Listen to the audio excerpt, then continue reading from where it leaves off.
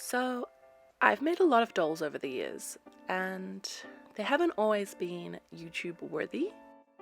And recently, I've been getting a lot of messages about how people are so excited to start the hobby, but then they aren't super happy with how their first doll turns out. So, I thought it was about time that I showed you guys the first ever doll that I customized. Jump scare warning, it's my first ever attempt.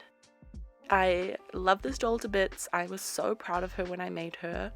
And I look back on it now with like humble love for my former self who had no idea what they were doing when they started this hobby. I remember getting this doll from Trade Me, which is like a secondhand marketplace here in New Zealand, and being so anxious of anyone finding out that I was going to do this kind of hobby. I had so much judgment for myself. But years on, I can really say I love this doll to bits and I love her concept, and I'm really happy that I didn't let that kind of fear stop me. So today, years on from making this doll, I thought it'd be so fun to take her concept and revamp her and recreate my first ever Monster High custom doll. If you are new here, hi, hello, welcome to Of Crafts and Curios, and if you are returning, hi, I love you so much. Thank you for clicking on this video. I'm so excited today to take a walk down memory lane and create something that I really, really love out of this kind of concept. So leaning into the Salem witch trial vibes and kind of pilgrim witch that I was going for in the original first doll I ever made, I'm going to be amplifying that kind of look and really honing in on what I can do now as a doll customizer. I think people forget when they start a hobby that you actually don't have to be any good at your hobbies. You just have to find joy and enjoy doing it. And of course, practice makes perfect, and you should never give up on something just because it's not perfect the first time. Anyway, back to the actual face up. I'm going to be trying to replicate whatever the original look was I was trying to achieve on the first ever doll. So kind of a heavier eyelid, darker eyeshadow, a sort of injury to her nose, which I know I did because she had a chip out of her nose, which is the charm of secondhand dolls, and a sideways glance because my original doll's looking sideways. So just trying to bring in the same look and same energy, but just updated with what I can do now.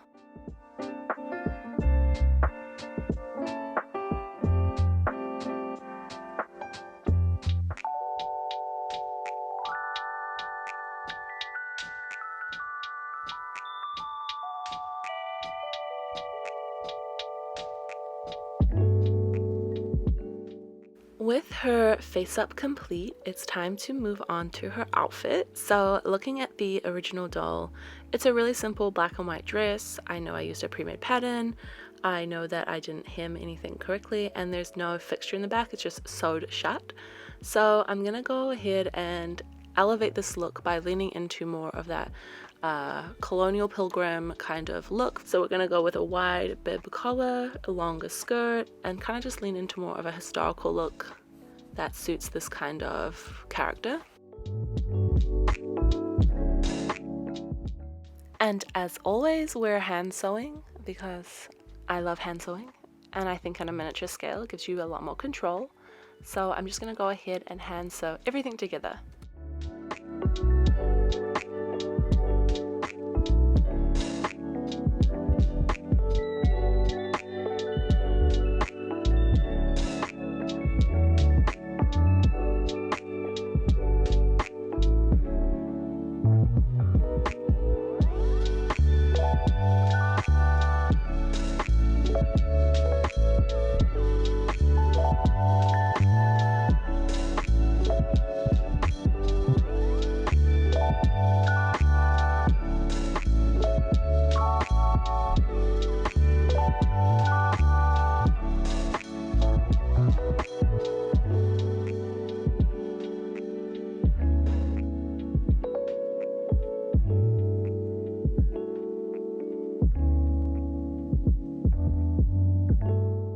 Something I really wanted to update from the original design was a really big bib collar. In my mind, this just gives Pilgrim Witch like to a T, so I really wanted to change that from the original design.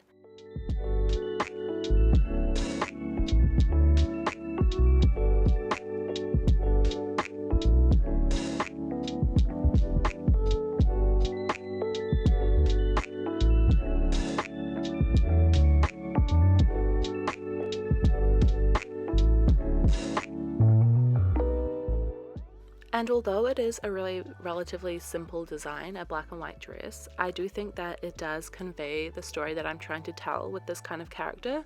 So I am really happy with how this second chance turned out.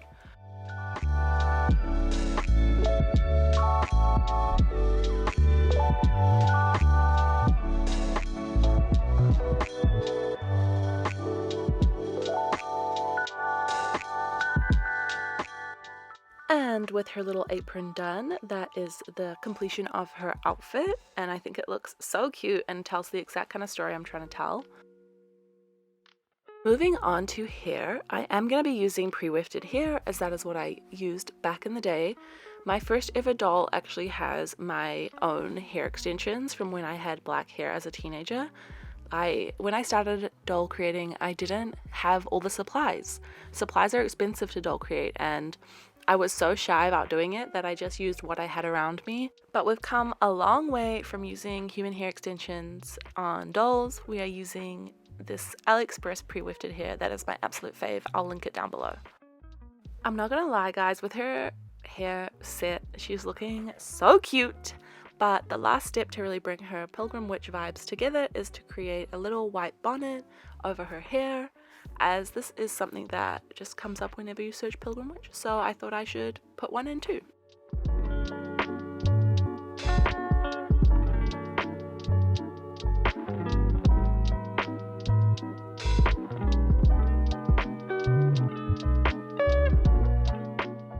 This Spectra variant has gloved hands, which is no problem. I can absolutely incorporate that into the design, as I'm sure the winters are freezing in colonial Salem, Massachusetts. So I'm gonna go ahead and paint them black and do some dry brushing to bring out the details.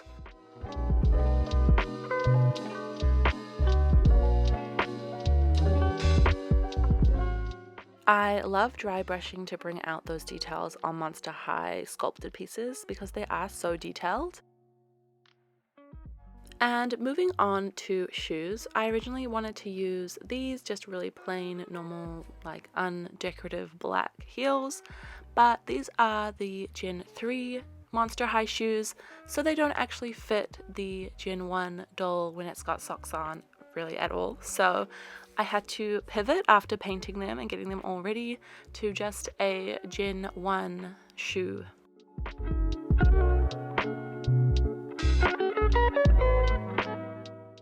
Again, I went ahead and dry brushed those to bring out the details and kind of age the shoe.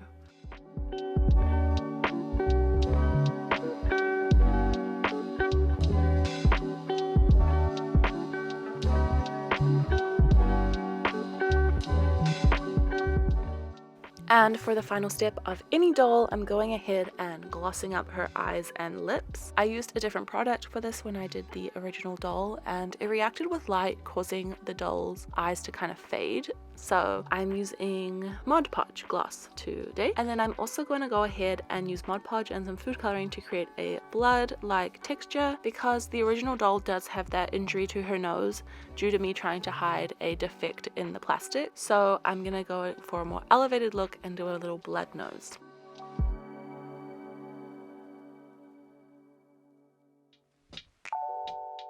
I started way too bold with my blood nose, so I do tone it back before I'm happy with it.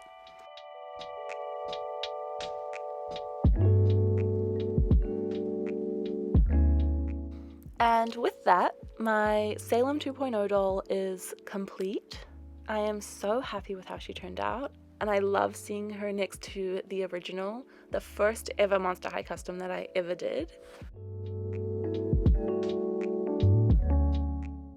And I really hope you guys enjoyed watching this and finding some sort of relatability or comfort in knowing that even those of us on YouTube who start a hobby and show you guys how we do it, you know, we all start at the same place. Like, we all start having no idea what we're doing, and we can only grow from there with practice.